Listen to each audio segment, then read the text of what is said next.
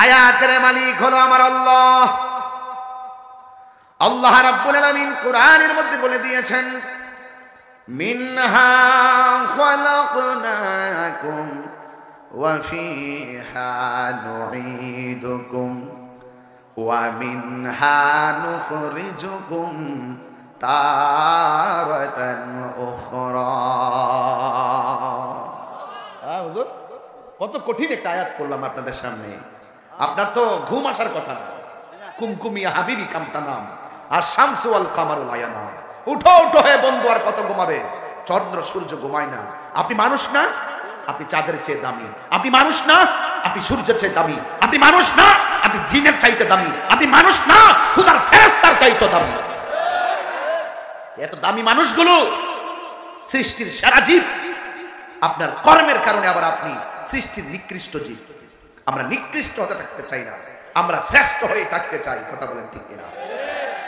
আল্লাহ রাব্বুল আলামিন বলেন, এই মাটি থেকে তোমাকে বানানো হয়েছে, এই মাটিতেই তোমাকে দাফন করা হবে, এই মাটি থেকেই তোমাকে একদিন উঠানো হবে এমন একটা মাঠে, যেই মাঠের নাম হলো হাসরের ময়দান। এখন কথা হলো, হাসরের ময়দান তো অনেক পরের কথা। এখন প্রশ্ন হলো, কবর তো অনেক পরের কথা। সবচাইতে বড় কথা হলো, জিন্দেগিতে যেহেতু দুনিয়াতে এসেছেন, আপনাকে দুনিয়ায় থেকে আমার রবকে রাজি করে যেতে হবে। দুনিয়ায় থাকা অবস্থায় আমার নবীকে রাজি করে যেতে হবে। দুনিয়ার মধ্যে থাকা অবস্থায় ইবাদত হবে একজনের। জবানটা খুলে বলুন, তিনি কে? ওয়ামা খালাকতুল জিন্না ওয়াল ইনসা ইল্লা লিয়াবুদুন। আল্লাহ রাব্বুল আলামিন বলেন, আমি আল্লাহ মানুষ এবং জিন জাতিকে সৃষ্টি করেছি একমাত্র আমি আল্লাহর গোলামি করার জন্য। নামাজের মাধ্যমে যার গোলামি হয়, রোজার মাধ্যমে তারই গোলামি হয়। আল্লাহ বলে, এই মাটি থেকেই তোমাকে সৃজন করা হয়েছে। যুবক ভাইরা, আপনার অনেক শক্তি দেখতেছি, গায়ের মধ্যে অনেক ভাব দেখা যায়, শরীরের মধ্যে অনেক শক্তি, কিন্তু আমার পাশে যেই মানুষটা বসা আছে, এই মানুষটা তোমার মতোই শক্তিশালী ছিল। এখন আমি বাবারে প্রশ্ন করি, সভাপতি সাহেব, দাড়িগুলা কোন দিন কালো থেকে সাদা হয়েছে টের পাইছেননি? সভাপতি সাহেব বলবে, আমি এক সেকেন্ডের জন্য টের পাই নাই। সভাপতি সাহেব, আপনার শরীরের গায়ের চামড়াগুলো একটু ঢিল হয়ে গেল, আপনি টের পাইছেননি? কয়, না না, আমি টের পাই নাই। এখন মুরব্বীরে দেখলে আপনারা সহজে বোঝার দরকার, আজকে বাজান মুরব্বী হয়ে গেছে, আগামী দিন আমার রাস্তাও হইতেছে। কথা কন ঠিক কিনা? এবার প্রশ্ন হলো, মনে করবেন না মুরব্বীর আগে বুঝে আপনি মরবেন না। ইদানিং দেখছেন নি স্ট্রোকের পরিমাণ বেড়ে গেছে। কয়, বুকে ব্যথা হয়েছে, ব্লক হয়ে গেছে, বুকের মাঝখানে ব্যথা হয়েছে, ব্লক হয়ে গেছে। যাদের টাকা আছে চিকিৎসা করে, আবার অনেকের টাকা আছে চিকিৎসা করার পরও সে মারা যায়। জবানটা খুলে বলুন, হায়াতের মালিককে। অল বডির মধ্যে কিডনি আছে, বাল্ব আছে, কত কিছু আছে, কোটি কোটি টাকার দামের পার্টস গুলো আমার আল্লাহ বডির ভিতরে ঢুকাইয়া দিছে। আল্লাহ বলে, ও বান্দা, একটা নষ্ট হয়ে গেলে কিন্তু অনেক টাকা লাগবে। একটা যদি বিকলাঙ্গ হয়ে যায় কত টাকা লাগে। এতগুলো দেহের ভিতরে আমি আল্লাহ দামি দামি জিনিস ঢুকাইয়া দিছি। তোর মাথার মধ্যে আমি আল্লাহ যেই তারগুলো দিছি, এই তারগুলো কয়েক মিলিয়ন কিলোমিটার হবে। যেই তারগুলো দিয়ে তোর মগজটারে আমি আল্লাহ বাইন্ডিং করছি, কয়েক মিলিয়ন লম্বা হবে। এরপর ছোট্ট একটা মাথার মধ্যে প্যাচ দিয়া দিয়ে আল্লাহ গুছাইয়া রাখছে। এই জন্য যুবক, ভাবের ধাক্কায় কথা বলো না, গায়ের জোরে কথা বলো না, কারণ তোমার মতো অনেক জোরওয়ালা হঠাৎ করে মোটর সাইকেল অ্যাক্সিডেন্টে রাস্তায় পড়ে মরে থাকতে দেখা যায়। কথা বলেন ঠিক কিনা? এই জন্য আমার বন্ধুগণ, আমার ভাইয়েরা, পায়ের মধ্যে হাত দিয়া বলি, ওয়াজ শুধু শুনবেন না, আজকে বাড়িতে নিয়ে যাবেন। বাড়িতে নিয়ে যাবেন, দেখবেন ইনশাল্লাহ এই চান্দনাগরের ছোট ওয়াজটা আপনার আমার জীবনের জন্য নাজাতের মাইল ফলক হয়ে যাবে।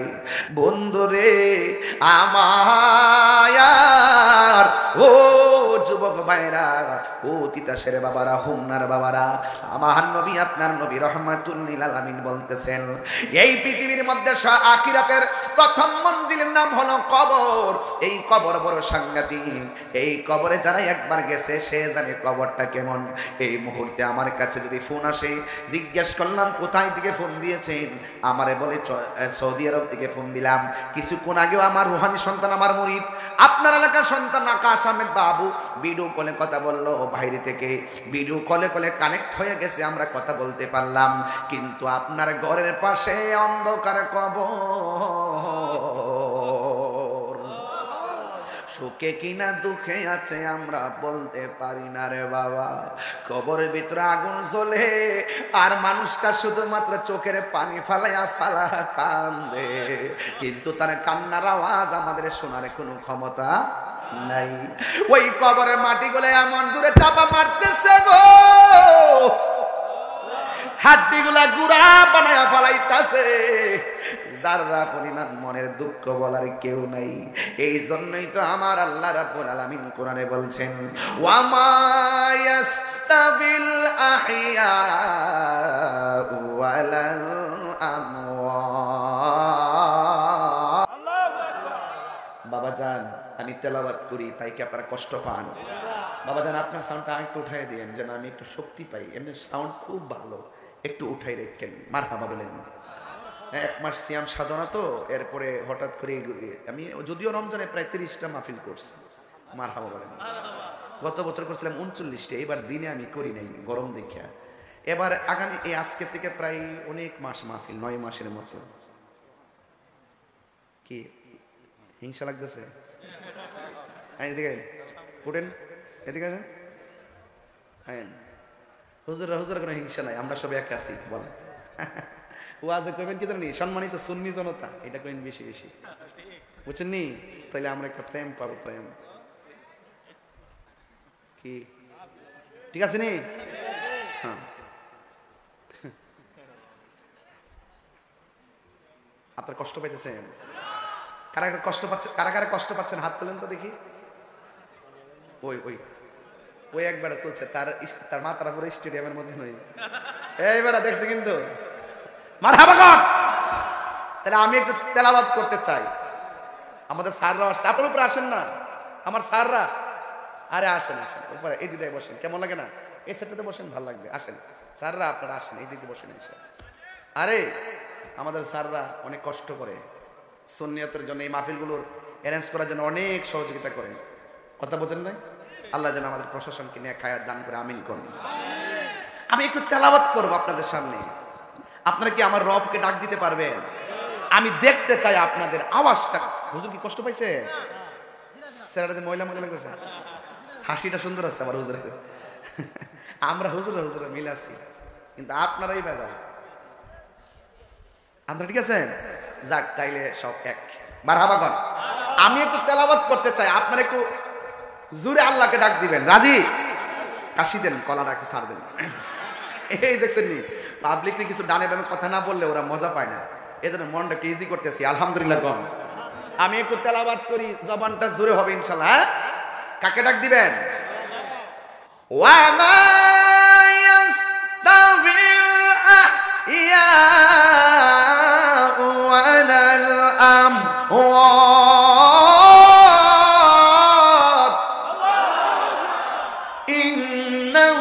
ইন্নাল্লাহা ইউসমিউ মান ইয়াশা।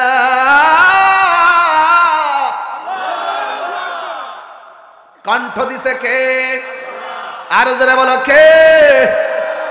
এটা কি জমিন? এটা কি জমিনের উপর আমরা কি দাঁড়ানো না বসা? আর জমিনের 3.5 হাত নিচে চান্দনাগের চরের গুরুস্থানের মানুষগুলো কি বসা না শোয়া? আল্লাহ বলে ওই মানুষগুলো এই মানুষগুলো এক না। মাটির উপরে যারা চলে আর কবর নিচে যারা শুয়ে থাকে এরা কোনোদিন এক এক। আল্লাহ বলেন এই কবর আযাব কেউ দেখে না, তবে আমার আল্লাহ বলেন ইন্নাল্লাহা ইউসমিউ মান ইয়াশা, আমি আল্লাহ যারে ইচ্ছা করি তারে কবর আযাব দেখার ক্ষমতা দান করি। আল্লাহু আকবার কেন? এখন প্রশ্ন করবেন হুজুর এটা আবার কেমন কথা? আমরা দেখি না এখানের মানুষগুলো সবাই যদি এলাকার গুরুস্থানের মধ্যে যাই, আমরা কি তাদেরকে দেখব? আর ওদের দেখব? আমরা তাদেরকে দেখব না। আর তারা যে কান্না করতেছে, তাদের কান্নার আওয়াজ আমরা শুনবো না। কিন্তু যুবকের দল আমার আল্লাহ রাব্বুল আলামিন তার হাবিবে দুজাহানকে কবরের আযাব দেখার ক্ষমতা দান করছে। আল্লাহু আকবার। আমার নবী দেখার ক্ষমতা আছে না নাই? হে আমার আশিকির জাকির মুহিবিন বাবা জিরানি, আল্লাহ বলে মিনহা খলাকনাকুম ওয়া ফিহা নুঈদুকুম ওয়া মিনহা নুখরিজুকুম তারাতান উখরা। আল্লাহু আকবার বলেন। আমাদের হায়াতের মালিক কে? যেই কোন মুহূর্তে মালাকুল মউত আজরাইল আমাদের কাছে আসতে পারে কি পারে না? এই জন্য আমার যুবক, আল্লাহ রাব্বুল আলামিন বলেন এই মাটিতেই তোমাকে দাফন করা হবে, এই মাটিতেই তোমাকে দাফন করা হবে। আমাদের মাশাআল্লাহ মাশাআল্লাহ আলহামদুলিল্লাহ। আমাদের সম্মানিত ওসি মহোদয়, আমাদের স্যার আসছেন। আমার পক্ষ থেকে, মাহফিল কমিটিদের পক্ষ থেকে আমি আন্তরিকভাবে অভিনন্দন, মুবারকবাদ এবং ঈদ মুবারকের শুভেচ্ছা জানাচ্ছি। ঈদ উল ফিতরের শুভেচ্ছা, ঈদ মুবারক। আসেন মাশাআল্লাহ, আমাদের ওসি মহোদয় আসছেন। আলহামদুলিল্লাহ, আমার পক্ষ থেকে আমাদের ওসি মহোদয়কে ধন্যবাদ জানাই। আলহামদুলিল্লাহ। নিয়ে আসেন স্যার, আয়েন না, এটা হাতটা মিলে না, আসেন না। এই স্যার কেমন আছেন?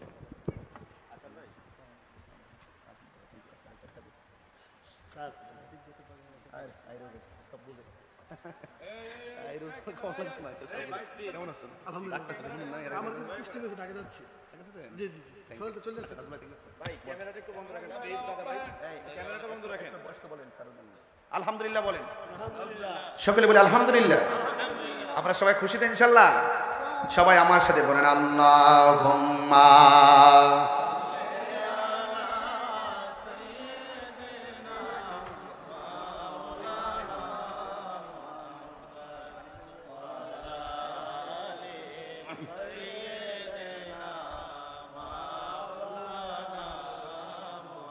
সবাই দরদ মাখা কণ্ঠে পড়ে জোরে সোরে বলবেন আল্লাহুম্মা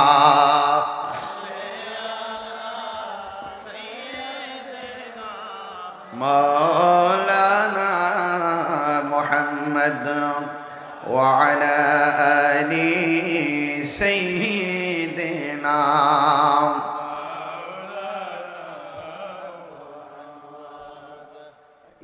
আক্তার ভাই আমাদের ওসিমতি কিছু বলবেন?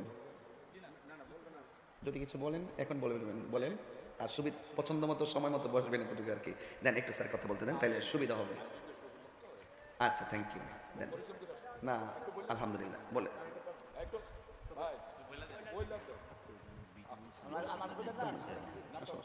এই কেউ আপনারা ভিডিও করবেন না, হ্যাঁ? দেন দেন দেন।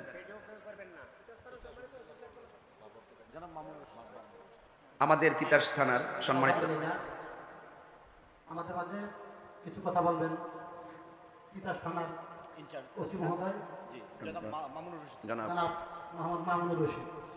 জি, থ্যাংক ইউ। আসসালামু আলাইকুম ওয়া রাহমাতুল্লাহি ওয়া বারাকাতুহু। আসলে আপনারা সবাই তো হুজুরের বক্তব্য শোনার জন্য আসছেন। আমি খুব বেশি কিছু বলবো না।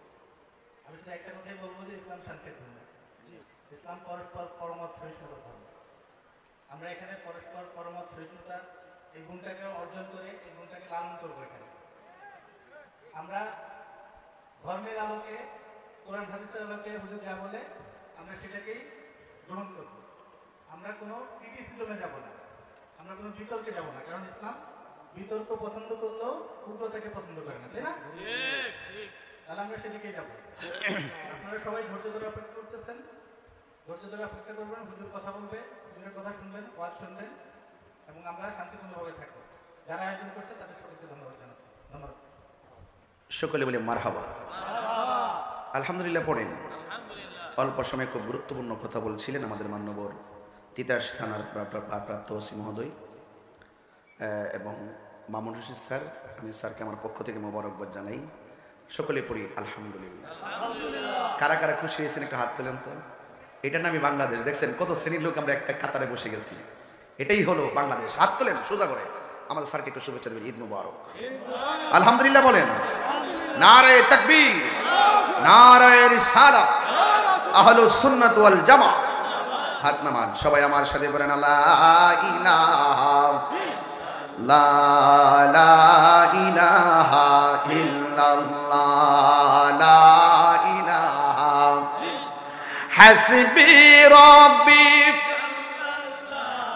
হাসবি রাব্বি জাল্লাল্লাহ মা ফি কলবি গায়রুল্লাহ নূর মুহাম্মদ সাল্লাল্লাহ লা ইলাহা ইল্লাল্লাহ লা ইলাহা ইল্লাল্লাহ লা ইলাহা লা ইলাহা ইল্লাল্লাহু মুহাম্মাদুর রাসূলুল্লাহ সাল্লাল্লাহু আলাইহি ওয়াসাল্লাম। একটা জবান বন্ধ রাখবেন না, মহব্বতে মায়ার সুরে বলুন সুবহানাল্লাহ। আমার যুবক ভাইরা, ও মুরব্বী বাবাজিরা, পর্দার আড়ালের মা বোনেরা গো, আসল নায়রের বাড়ির ঘরের নাম হলো গুরুস্থান। আমার নবী আপনার নবী বলেন আখিরাতের প্রথম মঞ্জিলের নাম হলো কবর। এই কবর যার ভালো হবে, হাসরের ময়দান তার ভালো হবে। কতক্ষণ ঠিক কিনা বলেন? আর কবরে যারা ধরা খায়া যাবে, হাসরের ময়দানে গিয়েও তারা ধরা খেয়ে যাবে। এই কবরকে যদি সুন্দর করতে চান, কবরে যাওয়ার আগে দুনিয়ায় চলাফেরার সময় আমার আল্লাহর বিধান মানা লাগবে, নবীর সুন্নাত তরিকা মোতাবেক চলা লাগবে।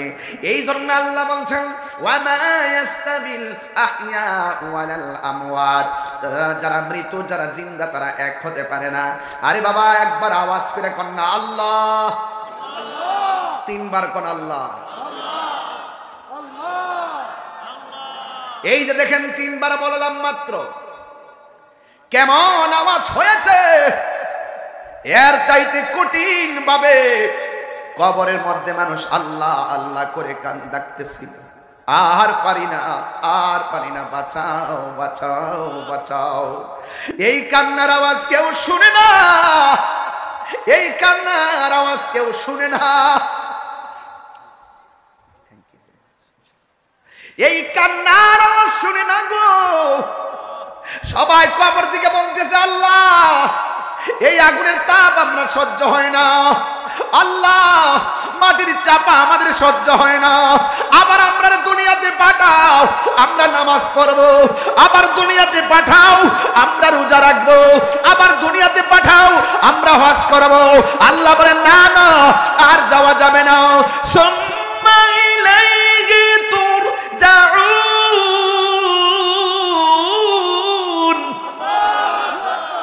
আর কবর দিকে ফিরে আসা যাবে না, তোমরা আল্লাহর দিকে ফিরে গেছো। এই জন্য তো আমরা প্রায় সময় বলি মানুষ মারা গেলে ইন্না লিল্লাহি ওয়া ইন্না ইলাইহি রাজিউন। আমরা সবাই আল্লাহর জন্য আল্লাহর দিকে আমরা ফিরে যাব। এই জন্য কবর বড় সাংঘাতিক জায়গা রে। তাই তো একটা মানুষ নামাজি, কি নামাজি, মুখের মধ্যে দাড়ি, মাথার মধ্যে টুপি, কিন্তু যুবক ভাইয়েরা আমার দেখা যায় এই লোকটা হঠাৎ করে চলে গেছে। এই আমরা দেশে হঠাৎ করে মৃত্যুর খবর জানা যায় কি যায় না? ইতিকাফ করতেছে, মারা গেছে, আসেনি। সকালবেলা রোজা সেহরি খাইলো, সেহরির টাইমে সেহরি খাইলো, ইফতারের টাইমে ইফতার করতে পারি নাই, তার কাছে আজরাইল চলে এসেছে। কিন্তু মনে রাখবেন এমন ভাবে আমাদের কাছেও আজরাইল চলে আসতে পারে। বন্ধু ঠিক এমন ভাবে একটা বাজার ব্যবসায়ী ভালো করে বাজারের মধ্যে কেনাকাটা ভালো করে ব্যবসা করতেছে, তার সুনামের কোনো অভাব নাই। হঠাৎ করে মানুষটা দুনিয়া থেকে বিদায় হয়ে গেছে। দুনিয়া থেকে যখন বিদায় হয়ে গেছে, হঠাৎ করে মানুষ মারা গেলে শুনলে বড় দুঃখ করে। নামাজ পড়লো মসজিদের রাস্তায় মারা গেছে, মানুষ আফসোস করে। রাতের বেলা ঘুমাইছে খাওয়া দাওয়া কইরা, ঘুমের করে এমন লোক আছে না নাই? আছে কিনা আছে কিনা আছে কিনা? চোখেরই পলকে তুমি হতে পারো লাশ, সবাই চোখেরই পলকে তুমি হতে পারো লাশ, চিরতরে বন্ধ হবে তোমারই নিঃশ্বাস, হবে এলাম তোমারই নাম মসজিদের মাইকে, হবে এলাম তোমারই নাম মসজিদের মাইকে। বাড়িওয়ালা নাই রে বাড়ি নাই রে দুনিয়াতে, বাড়িওয়ালা নাই রে বাড়ি নাই রে দুনিয়াতে। কথা কোন ঠিক কিনা? এ বন্ধুরি, এমন ভাবে মানুষটা মারা গেল, কিন্তু মানুষ বড় দুঃখ করতেছে, মানুষ বাজারের মধ্যে আফসোস করতেছে। একটা কথা খেয়াল রাখবেন, ভালো মানুষ যখন মারা যায়, লোক মানুষ যাকে ভালো বলে, এই মানুষের জানাজার জন্য মানুষ বেকুল হয়ে যায়, ওই মানুষটার কবর কুড়ার জন্য মানুষ বেকুল হয়ে যায়। ঠিক এমন ভাবে মানুষটা মারা যাওয়ার পরে অনেক কুদাল্লারা কুদাল নিয়ে কবরস্থানে গেল, কবরস্থানে যাইয়া সুন্দর করে তারা কবর করতেছে। অর্ধেকটা কবর করতে পারে না, সাপ এসে কবরের মধ্যে হানা দিল, কোদাল টোদাল ফালাইয়া ওরা দৌড়াইয়া পলাইয়া গেছে। যেই লোকটা কবর কেবলমাত্র অর্ধেক কবর করছি, অর্ধেকের ভিতরে সাপ এসে গেছে। সাপ তো ভালোবাসার প্রতীক নয়, সাপ হলো অভিশাপের প্রতীক, এ সাপ হলো ভয়ঙ্কর প্রতীক। কারণ হাদিস শরীফের মধ্যে সাপের কথা আছে, বিচ্ছুর কথা আছে, মাটি চাপার কথা আছে, জাহান্নামের আগুনের হাওয়া দেওয়ার কথা আছে। তাইলে শুরুতেই কবরে সাপ এসে গেছে। মানুষগুলা বলা বলি করতেছে, কি ব্যাপার, এই লোকটার কবর অর্ধেক তো করতে পারলাম না, এত ভালো মানুষের কবরের মধ্যে কেন সাপ চলে এসেছে? এই কথা বলার পর যেহেতু মানুষ মারা গেছে, তারা কবরটা পরিবর্তন করলেন। কবরটা পরিবর্তন কইরা আর একটা জায়গায় কবর করলো। কবর করার পরে কবর করা শেষ হয়ে গেছে, একদম লেভেল কইরা উঠা যাইবো, ওই মুহূর্তে তাকায়া দেখতেছে আরো বিষধর সাপ কবরের ভিতরে ফনা তুল্লা দাঁড়ায় গেছে। চিৎকার মেরে কে আল্লাহু আকবার বলা যাবে না। এবার একবার দুইবার তিনবার কবরে দুইবার করলো, দুইবার কবরের মধ্যে সাপ পাইছে। এবার লোকগুলো চিন্তা করলো, সাপ তো কোনো ভালো প্রতীক না। ও যুবকের দল, এই মুহূর্তে হাজার হাজার মানুষের সামনে একটা দুরা সাপ যদি এখানে ঢুকে, আপনারা ভয়ে ওইটা দৌড় মারবেন। পানির নিচে যদি একটা সাপ হাতে লাগে, ওইটা দৌড় মারবেন। আর ঘরের ভিতরে যদি সাপে ব্যাঙ্গের ধরে, তখন ঘর থেকে পালায়া চলে যাবেন। পূজা বাইর যায় না, সাপ ধরার জন্য কত কাহিনী করেন। বন্ধুরে, এমন সাপ কবরে। এবার ইন দি মিন টাইমে ওরা মনে মনে কল্পনা করে, আমরা দেখছি মানুষটা নামাজ পড়তো, আমরা দেখছি মানুষটা রোজা রাখতো, আমরা দেখছি মানুষটা হজ করতো, কিন্তু এই মানুষটার কবরে সাপ আসবে কেন? আর কত কবর করবো বাবা? কবর করতে কিন্তু কষ্ট আছে, মাটি করে যে কবর করে অনেক কষ্ট, কিন্তু দেখি খেয়াল করেন, অনেক কষ্ট মাটি তোলা। দুইবার কবর থেকে মাটি তুলছি, দুইবার কবরের মধ্যে সাপ দেখলাম। ইন দি মিন টাইমে বড় টেনশনে পইরা ওরা মনে মনে ভাবতেছে, কবর করব কত, আর সাপ আসবে কত আমরা জানি না। চল চল চল, আমরা আল্লাহর হাবিবের কাছে যাইয়া সব খুললা বলি। চিৎকার মেরে কি আল্লাহু আকবার বলা যাবে না?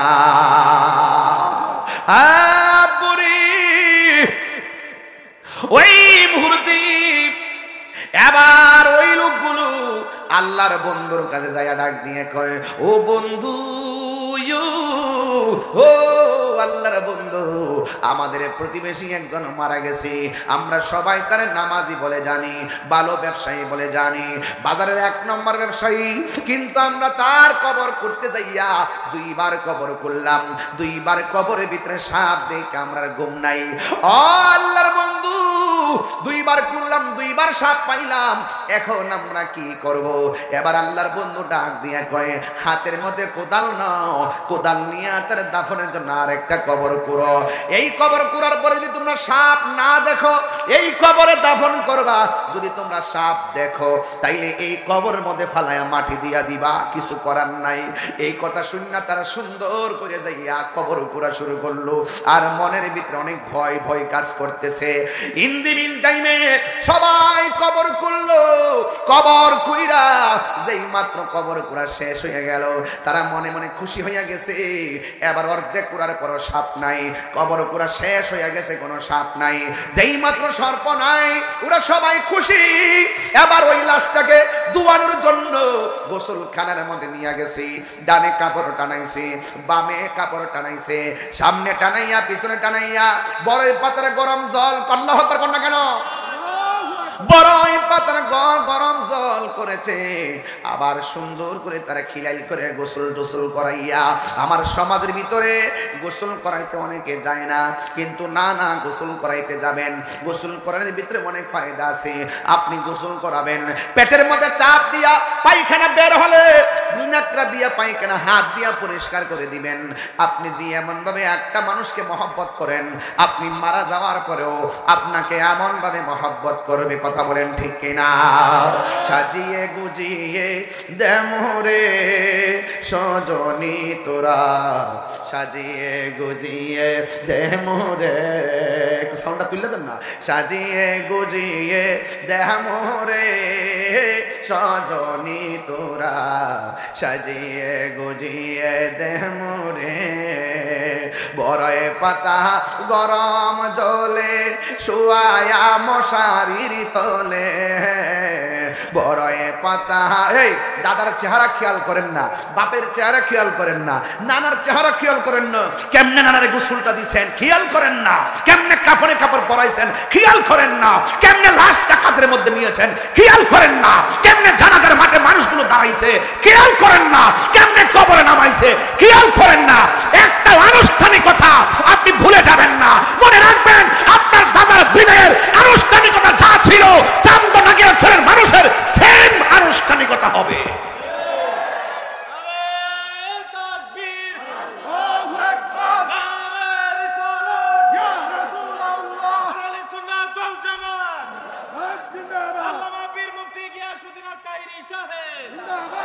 ভাই বন্ধু, আর আজকে লাস্টে একটু জিকির হইতো না ইনশাল্লাহ, মহব্বতে করতেন ইনশাল্লাহ। আজকে জবানটারে পবিত্র বানাইতে চাই। কথা কন ঠিক কিনা? যদি গাঞ্জা খাইও থাকি, ইয়াবা খাইও থাকি, নেশা করিয়াও থাকি, সুদ খাইয়াও থাকি, ঘুষ খাইয়াও থাকি, ইয়াবা খাইয়া থাকি, ফেন্সি খাইয়াও থাকি, ফেন্সিডিল খাইয়াও থাকি, বাবা খাইয়াও থাকি, ডেন্ডি খাইয়াও থাকি, ইয়াবা ট্যাবলেট খাইয়াও থাকি, মনে করব আগে যা করেছি ভুল করেছি, আজকে তওবা করব আর জীবনে নেশা করব। হাত তুলে বলো, হাত তুলে বলো।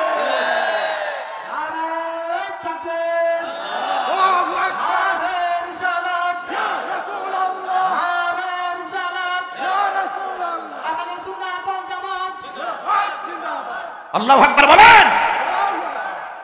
ভাই বন্ধু, আর এই এই এই ফলামান, এই তোরা কই যাস? গুড়ির কথা কুসি দিকে রাখ পিলিছে।